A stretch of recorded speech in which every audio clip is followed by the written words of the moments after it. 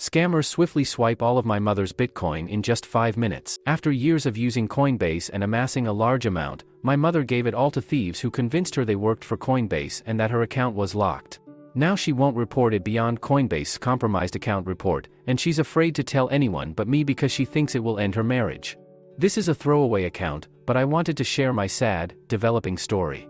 I tried to post this story to our /Bitcoin and our /cryptocurrency, but I guess those subs are so big they basically disallow new throwaways. I apologize if this sounds really crypto-bro-y, it's not meant to be.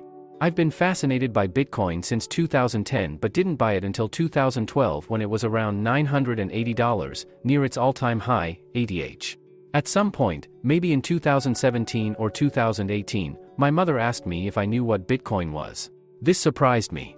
My parents are aging and rely on me as their IT go-to, but their retention of knowledge on this subject is zero.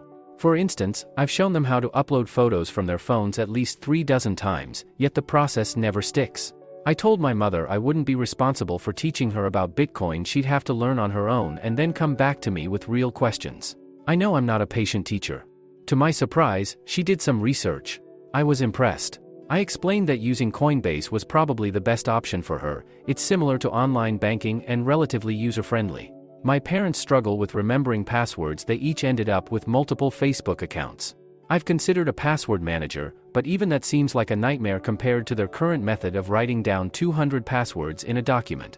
They're also obsessed with unlikely scenarios, like boogeymen stealing their social security codes via Wi-Fi. They understand the dangers of hackers and identity theft, but comprehending and confronting those risks are different matters. I don't mean to talk down to my parents, I'm just trying to paint a picture of my digital life surrounding them over the past decade. It's been challenging, and it all culminated in the event I'm about to describe. I still love them dearly, but I can't protect them from themselves 24/7. As Bitcoin's value fluctuated over the past decade, my mother would send me texts like, "Did you see the price of Bitcoin?" We discuss philosophically what it could mean. It was actually kind of fun to have these discussions with her. One day, we looked at her account, and the value was over $900,000. This was near the recent ATH of over $50,000. I had no idea she had invested that much. She's retired and has a bit of a nest egg. I recommended that she at least liquidate her cash invested in Bitcoin and continue with her crypto journey. She didn't. It's her money, and I wasn't going to get more involved, but I felt uneasy. I once tried to set her up with a Trezor hardware wallet, but as you can guess from the paragraphs above, that wasn't going to work for her. The last thing I wanted was for her digital assets to be locked onto a Trezor due to a fat-fingered password or digital key. Despite the "not your keys, not your money" mantra, Coinbase still seemed like the best bet. This is the part that stings the most. I saw during the past year that Coinbase was having trouble. Lots of customer hacks, and the company could even potentially fall like previous major exchanges have. I did send my mother a text again reiterating that maybe it's time to diversify those assets, which had since dropped considerably in value due to such a difference in the value of BTC. I wish I had pushed this harder. Fast forward to earlier this week. I received a call from my mother at an odd time. She asked if I was busy and if I was sitting down. I was. Worried about a family disaster or accident, my heart started beating faster. My Coinbase account was hacked, and I lost it all. I could not believe it. My heart sank. Let's remember, none of this was my money, but the fact that I had been in the know all along the way weighed on me. It still does. I asked how this happened. My mother wasn't even able to fully articulate what happened. I think it had just occurred. She said her account had been locked, and she called the number on the website and talked to Coinbase people, but they ended up not being Coinbase people. What I surmised from our brief exchange was that she had been socially engineered to hand over all the information someone would need to get into another person's account and transferred it all to their own wallet. She said it was all gone. Matter-of-factly. I wanted to scream, I wanted to ask how could you be so careless. After all of the times I had in vain tried to warn her of the dangers of not being secure digitally. I was able to refrain from doing these things because I realized how this must feel. To have what could potentially be her life savings gone in an instant. I just said, "I'm so sorry." And then I wanted to get details, but she had to go. We've talked a few times since. I don't live nearby, but I work and have young children. I can't just pick up and go. I wanted to go, though, and just give her a hug. She is adamant that I tell no one else. I've been doing some research and have been urging her to go to the authorities to report this theft.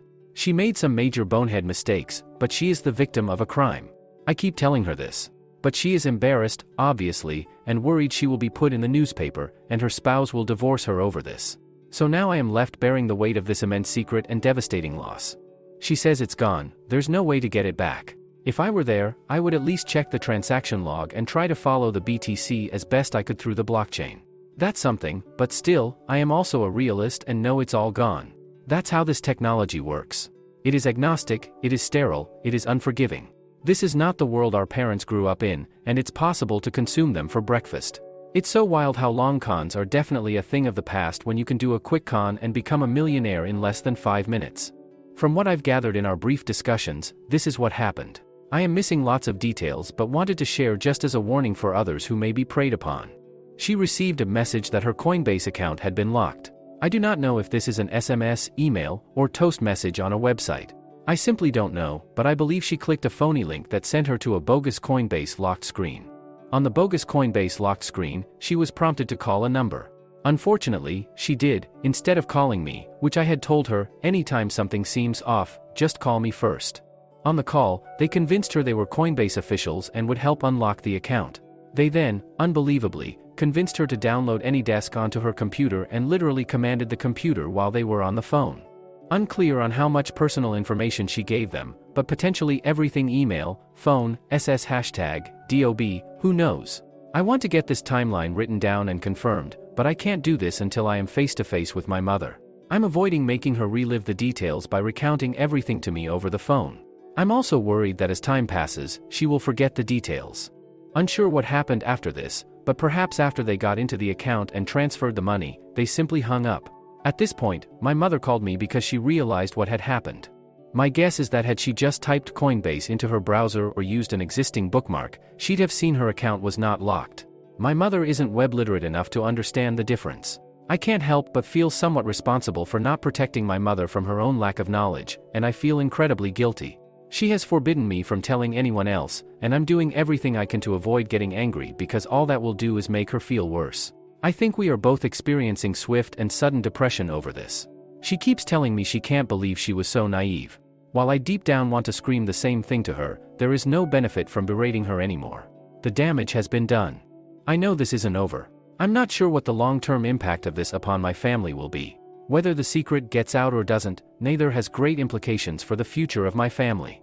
I'm only sharing this because I have no other way to do so. I'm not looking for sympathy. Maybe a little compassion and maybe even some advice. I understand if some feel the need to kick dirt in my face over this. If that makes you feel better, fine. Ultimately, I believe this needs to be reported, even though we won't get the Bitcoin back. My biggest fear is that Coinbase will suddenly 1099 my mother for the transaction of Bitcoin that wasn't even hers. If you wait until tax season for that and don't report it, it will look like you're fraudulently trying to transfer away your Bitcoin. As I've thought about this more and more, it's incredibly difficult to prove that any of this happened because the paper trail will just look like a regular transfer of your entire wealth all at once after years of inactivity. Also, it's still not too weird in the world of crypto. That's the beauty and danger of Bitcoin. Someone just spent 5 minutes conning my mother and is now potentially a millionaire. Not bad for a day's work. How I got scammed and lost all my money in a moment. On February 15, 2023, I received an unsolicited text message that read, "Hi, I found this number while sorting through my contacts. There is no name on it and no remarks. Do we know each other?" After several introductory exchanges, the texter, a woman who later identified herself as XXXXX, hereinafter Wu, stated she was on her work phone and invited me to join her on WhatsApp to continue texting.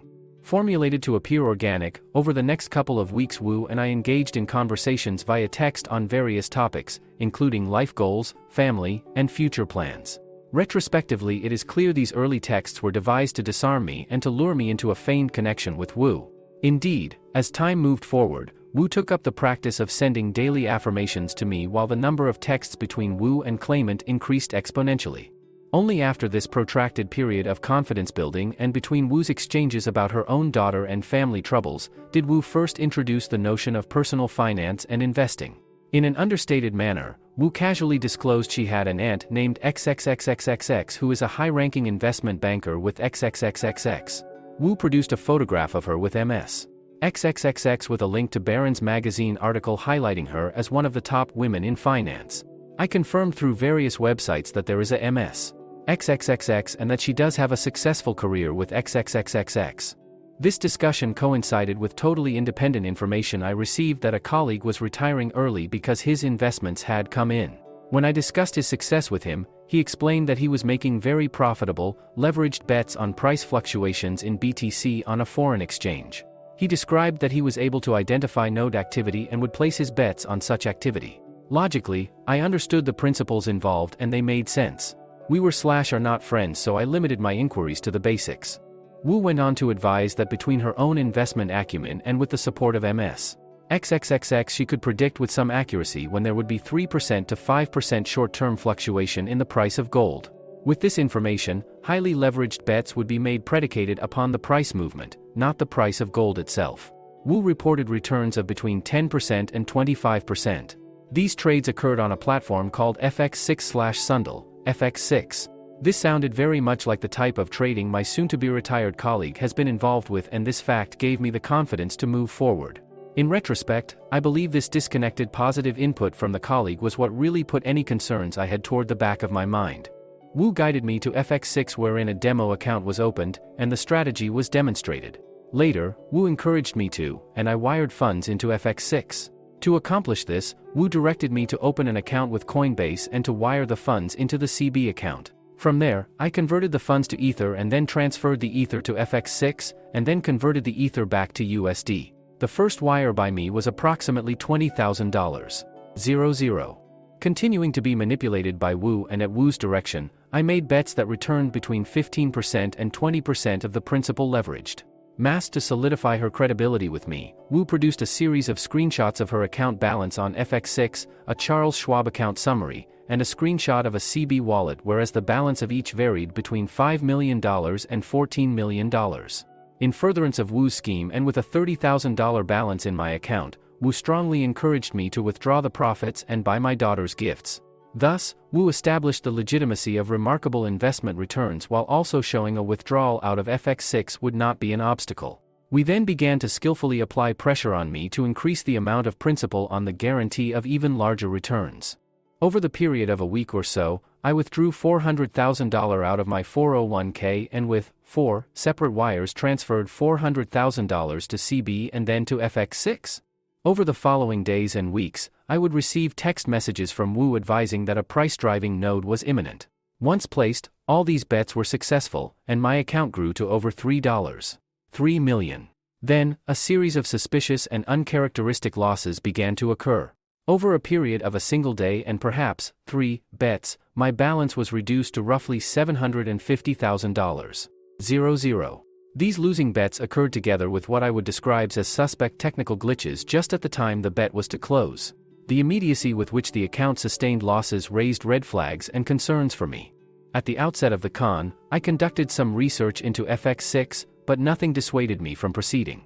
However, just 6 weeks later, and taking a more concerted approach, I came across various internet postings warning of FX6 suspicious activities and others suggesting it was an entirely fraudulent website.